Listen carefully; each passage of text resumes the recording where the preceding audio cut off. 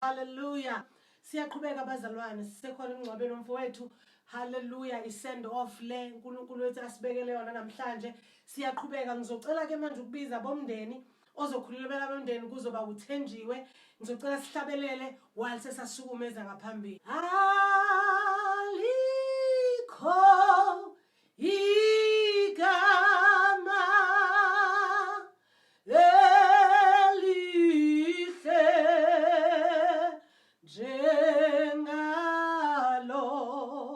Hallelujah. 2 hours later.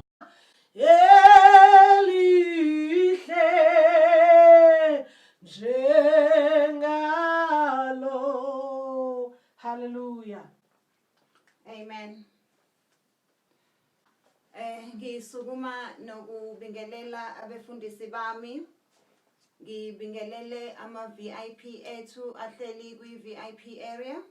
Ngibingelele omakhelwane. 20 minutes later.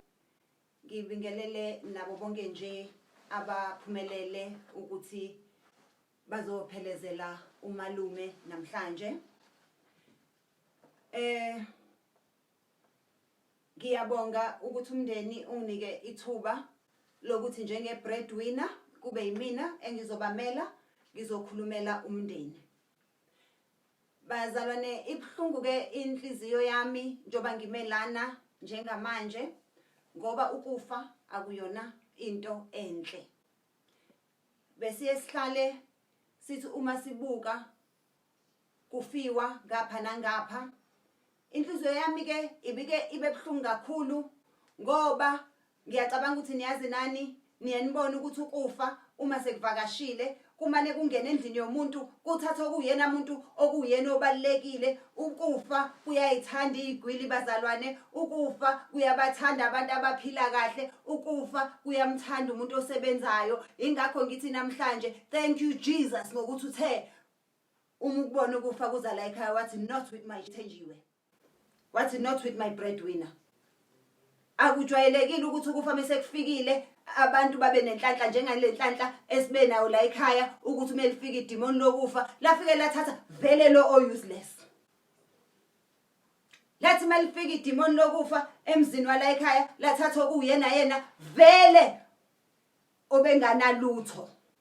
Ukufa kuyamthanda umuntu ophila kahle. Bengihlale ngithandaza abazalwane ngoba bengiyitshela ukuthi mhla ukufa kufika la kulomuzi wala ekhaya kuyothatha mina njengomuntu okuyena ome kahle la emndenini wami. Ngibacabangele ngithi bayoba yini ngaphandle kwami njoba ngiyibreadwinner. Ngicela uhaleluya kuleyo ndawo. Hallelujah. Ngicela mzalwane ungasabi ukuthi uma uguqa ngedolo uthandaza ucele ukuthi emndenini wakho mhla ukufa kufika kube njengala ekhaya kungayithathi ibreadwinner. Ngoba akusizi ukuthi kuhamba umuntu okuyena onifidayo ngoba nani nizwe senizolandela. Kanti njoba kuthatha umalume nje somluko impilo yaqhubeka. Ukuba kuhambe mina nje ngaba bazi ukuthi bazodlani ngomsomluko. Amen kuleyo ndawo bazalwane. Amen. Ngithi bazalwane ngiyambonga uNkulunkulu ukuthi namhlanje angilele la eboxini. Kepha ngime phambi kwalo ngiphethe microphone ngizobabaza ubukhulu bakhe. Ngoba ukuba kuhambe mina umalume bengekabe namasento okungcwaba. Kodwa bukani kuhambe yena. Ngimncwabiso kweqhawe umuntu ongamazi nomlungu. Ngazabamba intoho ngisho usuku olulodwa kodwa bukani. Kodwa ukuba kuhambe mina ngaba kunjena. Ngithi simbonga uNkulunkulu amen. Nesikhathi sesiphelile ngakho ngizocela ukubiza umphathi wohlelo azoqhubeka nohlelo sisheshe sihambe ngoba ngesiphike nabangani bamalume bona bavuka ikusasa abasebenzi. Thina nabangani bethu siyasebenza, siyavuka kusasa. Amen bazalwane. Amen.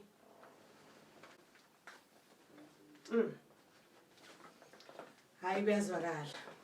Hallelujah. Ake ngivele ngiqhubeke nohlelo bazalwane. Sesisemaphethelweni sesizocela ke ukuthi mhlambe Cela umngani kamalume angasasho into ngathi wahlabahla. kodwa before siye lapho ngicela nje ukubiza umngani kamalume angasho nje into eningi ngathi wahla ukuze njobe bese shilo kuThenjiwe ukuthi vele sesiyaqeda bayavuka baye emsebenzini.